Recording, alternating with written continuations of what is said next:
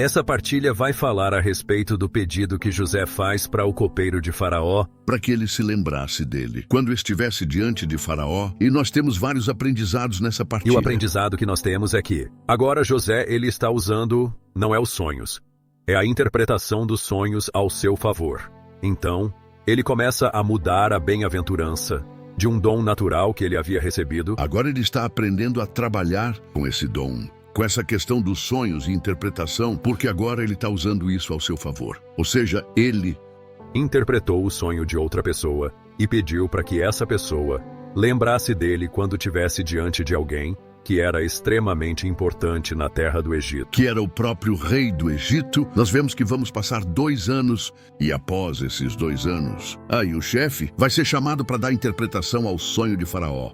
E aqui nós então temos um aprendizado e agora José se apresenta diante de Faraó e ele tem uma atitude inusitada, que mostra muita sabedoria e inteligência emocional, porque além de dar a interpretação do sonho, ele também dá a solução junto com a interpretação. Ou seja, Faraó teve o sonho, não conseguia entender, simplesmente para dar a interpretação daquele sonho. Ou seja, ele deu a interpretação do significado do sonho às 7 vacas gordas e às 7 vacas magras, as 7 espigas gordas e as 7 espigas mirradas.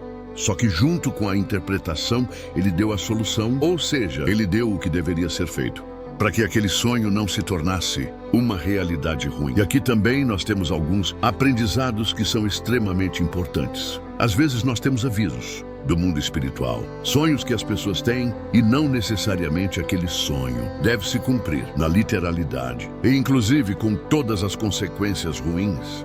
Então, o sonho muitas vezes vem para que a pessoa se prepare e não precise necessariamente passar por aquela situação difícil.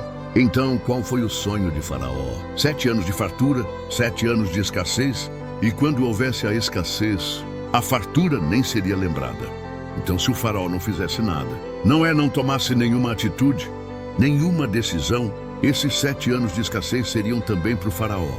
Mas nós vemos que como José deu uma estratégia, e ele colocou essa estratégia em prática, então quando a fome chegou para todos, menos para o governo de Faraó, que estava preparado para aquele momento de escassez. Aqui nós tiramos algumas lições práticas que podemos aplicar para as nossas vidas, deixando de lado, obviamente, a literalidade do texto e trazendo uma aplicação prática para as nossas vidas. Primeira coisa, quem se prepara para o dia ruim não vai ter dificuldades no dia ruim. É isso mesmo. Quando você se prepara para o dia mau, você não passa com dificuldades pelo dia mau, porque o dia mau veio para todos, né? Para toda a terra do Egito e para todas as nações circunvizinhas. Porém, como o Faraó e o seu reino haviam se preparado para aquele momento ruim, eles não passaram dificuldades. Pelo contrário, eles governaram na crise, enquanto havia crise para todos. Para Faraó e para o seu governo, havia abundância e prosperidade, ao ponto de trocar a comida por dinheiro, depois trocar o alimento pelos rebanhos, depois trocar o alimento pelas terras. Então fica muito claro, aqui dentro dessa partilha é um princípio extremamente importante, que é o princípio de governo. Óbvio que nós estamos falando aqui num sentido macro, ou seja, é um rei, um governante de uma nação, mas isso também poderia ser aplicado num sentido micro, porque se você for fiel nas pequenas coisas, você vai ser fiel nas grandes coisas. Ou seja, se você tiver princípios e aplicar esses princípios, independentemente do quanto você tenha da situação econômica que você se encontra nesse momento, esses princípios vão te acompanhar por todos os dias da sua vida. Em resumo, é pessoa que é gastadora, vai ser gastadora no pouco, vai ser gastadora no muito. Uma pessoa que é econômica, vai ser econômica no pouco e vai ser econômica no muito.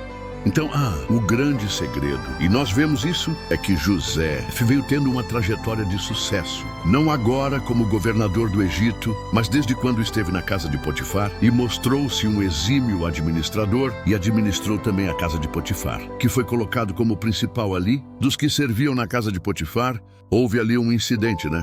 Uma calúnia a respeito da mulher de Potifar.